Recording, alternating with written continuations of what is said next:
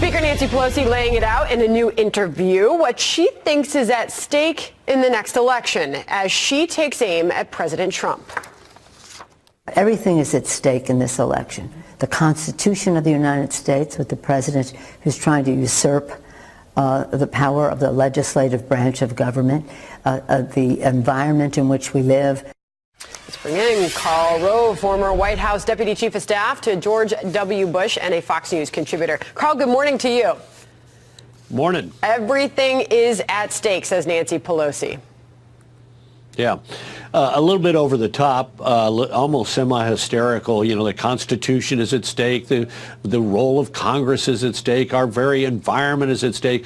And it looks a little bit sort of unhinged. On the other hand, it plays into the environment in which we find ourselves. The Democrats do have a little bit of leeway in saying things are really, really bad, even if they sound a little bit over the top, because it fits into this. If you take a look at the Real Clear Politics average of all recent polls, 37.7% think the country's going in the right direction, and 56.1% think the country's seriously off on the wrong track.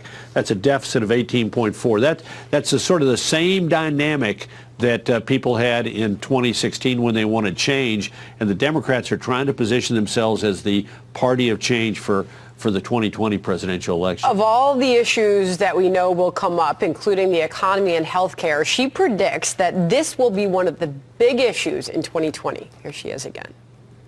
A Republican Party that is in denial about the assault on climate and the climate crisis, which is a health issue, a national security issue, an economic and jobs issue, and a moral issue to pass the planet on to next generation in a responsible way.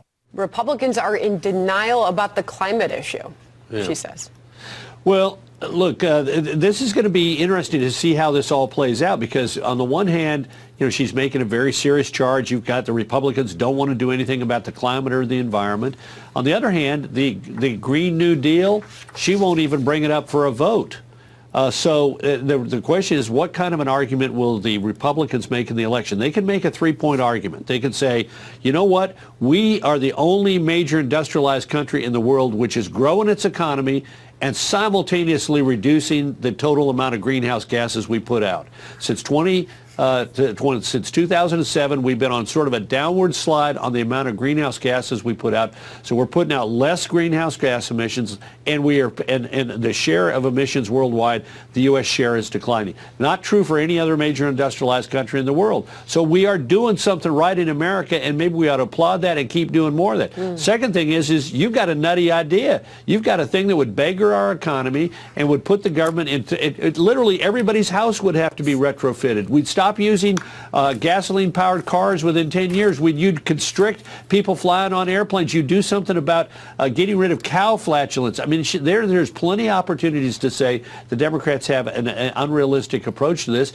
But the difficult thing is the final point to say, here are some constructive things that we as Republicans want to do to both protect our environment and to deal with the issue of climate. And that last one is where Republicans don't have as much unity, even though they've got some good things they can talk about. All right, well, a lot there, and we'll see where all of that goes and how Republicans take on that issue come 2020. Meanwhile, bring it to now, tomorrow morning, a lot of anticipation for the redacted Mueller report. How will things change tomorrow morning, Karl?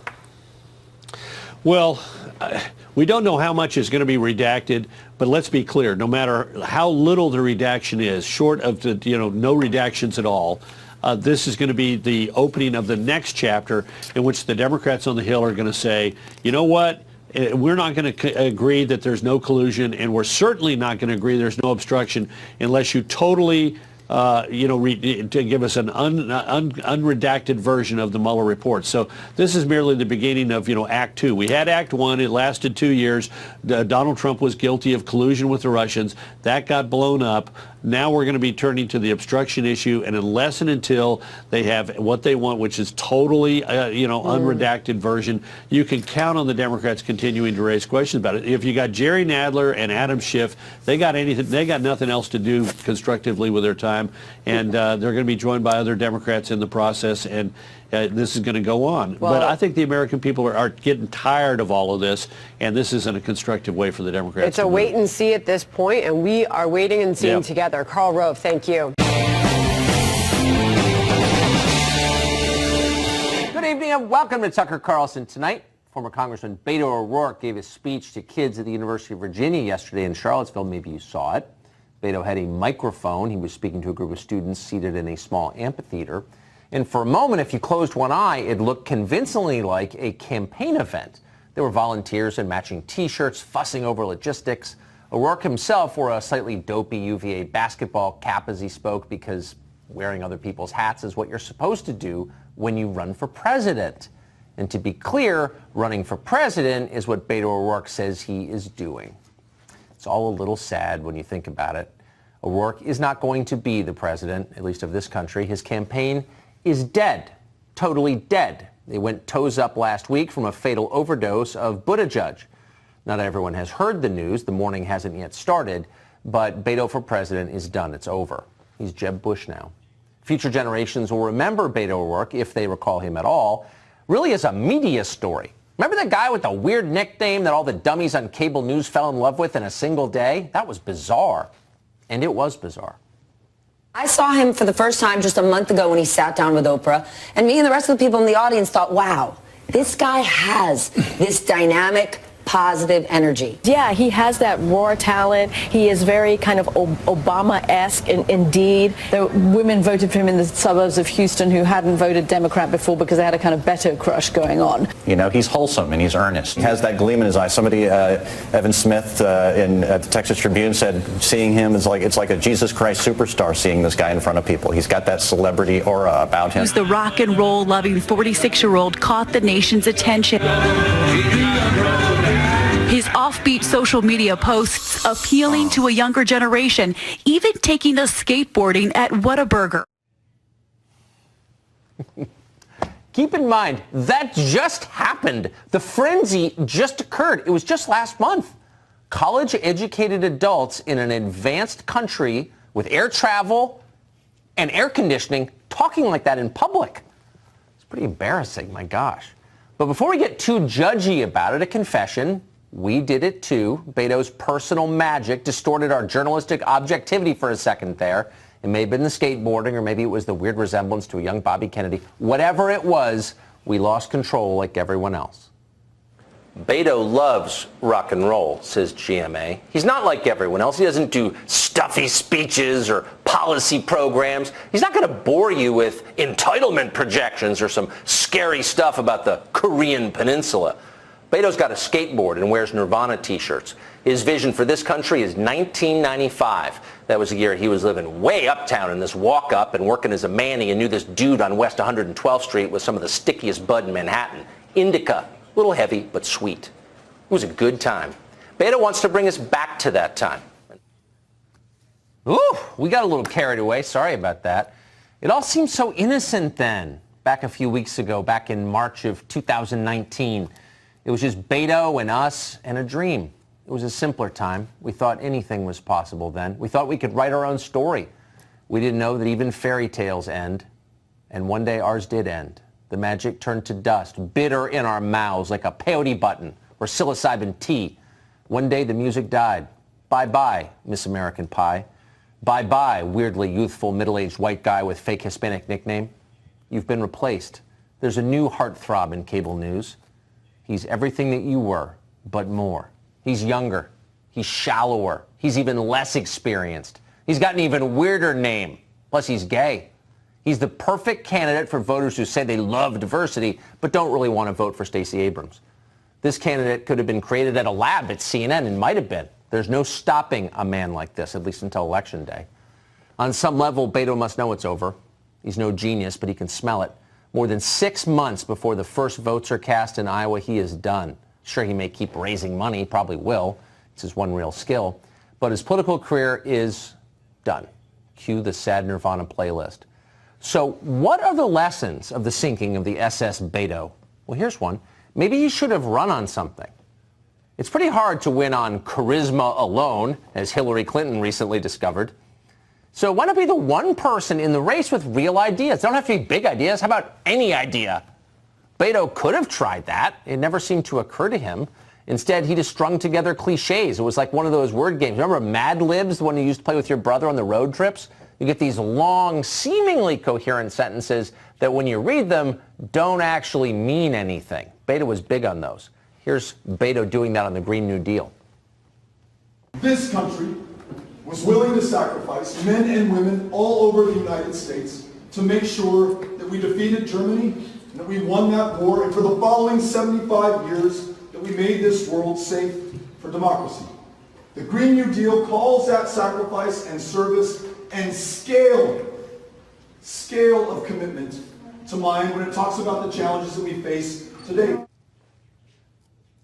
Those are the questions that Beto asked just yesterday at UVA. So the question for the rest of us is, are voters ready to suffer, 400,000 U.S. combat deaths for the sake of the climate?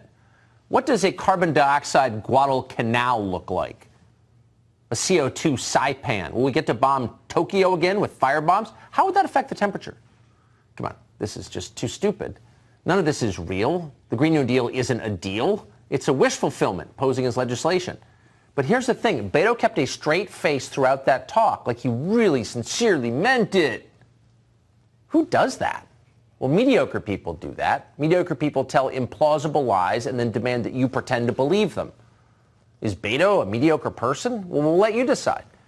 In 2017, Beto O'Rourke gave a total of less than 1% of his income, 1/3 of 1% to be precise, to charity. And keep in mind, he's rich, very rich.